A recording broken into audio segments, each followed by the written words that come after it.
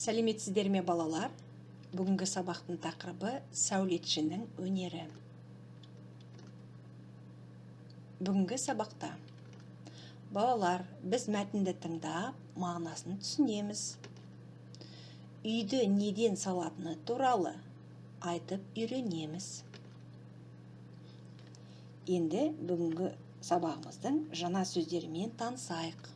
Ұста, плотник, сәулетші, архитектор, құрылысшы, строитель, шатыр, крыша, баспалдақ, лестница, көлем, площадь, құрылыс материалдары, строительные материалы.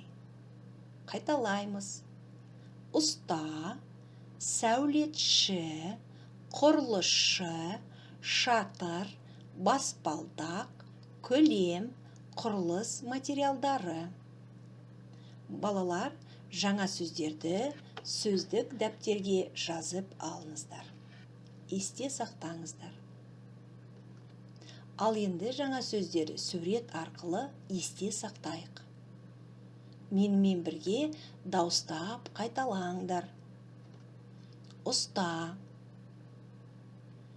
сәулетші, құрылысшы, шатыр, баспалдақ.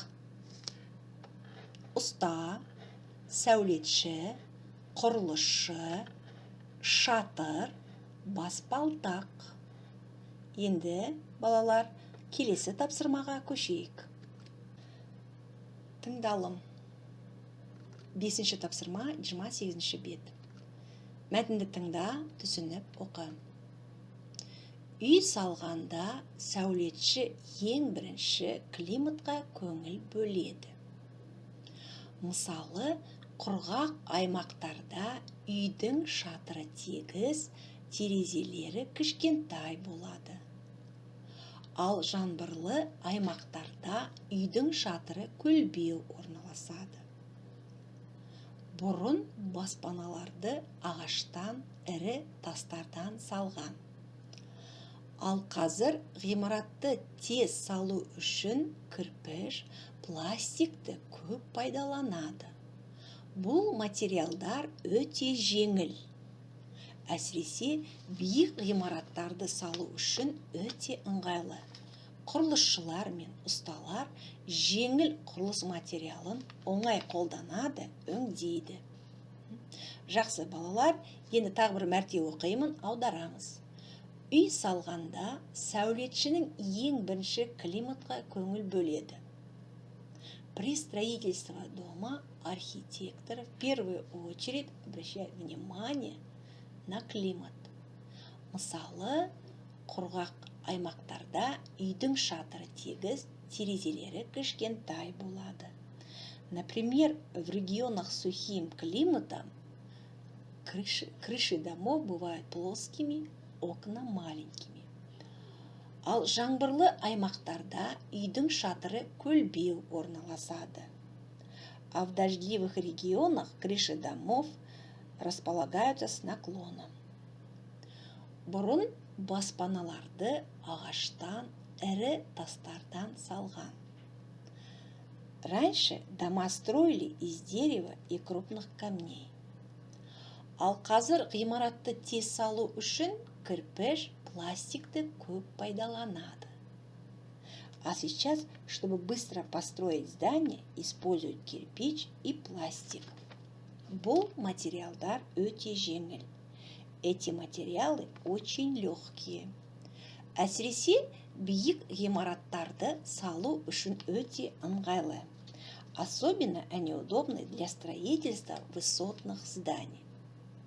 Құрылысшылар мен ұсталар жеңіл құрылыс материалын оңай қолданады, өңдейді. Строители и плотники легко обрабатывают и используют эти строительные материалы. Жақсы балалар, мәтіннің мағынасын түсінсеңдер, енді осы мәтін бойынша сұрақтарға жауап берейік. 6-шы тапсырма, 28-ші бет. Мәтін бойынша сұрақтарға жауап бер. Сәулетші қандай нәрсеге көңіл бөледі? На что обращает внимание архитектор при строительстве дома? Баспана салу үшін қандай материалдар қажет? Для строительства дома какие материалы нужны? Ғимаратты тез салу үшін қандай материалдар ыңғайлы? Какие материалы удобны для строительства здания? Құрылысқа қандай мамандар қажет? Какие специалисты нужны для стройки? Для строительства. Ребята, это задание вы отправляйте мне голосовым сообщением. Сөйлемдерді суреттермен сәйкестендір. Ребята, вам нужно найти соответствующие картины каждому предложению. Бұл үй әйнектен салынған. Бұл үй ағаштан салынған. Бұл үй тастан салынған. Бұл үй кірпіштен салынған. Салынған, построен. Ойланып көрейік.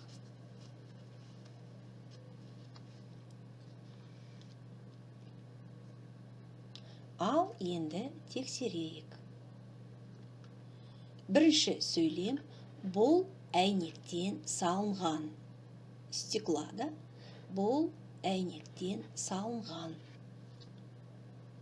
Этот дом построен из стекла. Екінші сөйлем, бұл үй ағаштан салынған. Ағаш. Үшінші сөйлем, бұл үй тастан салынған. Тас, камень. Бұл үй кірпіштен салынған. Жақсы балалар, келесі тапсырмаға көшейік. Жазылым. Сәулетшінің өнері. Екінші тапсырма 27-ші бет. Берілген сөздерді тиісті бағанға жаз.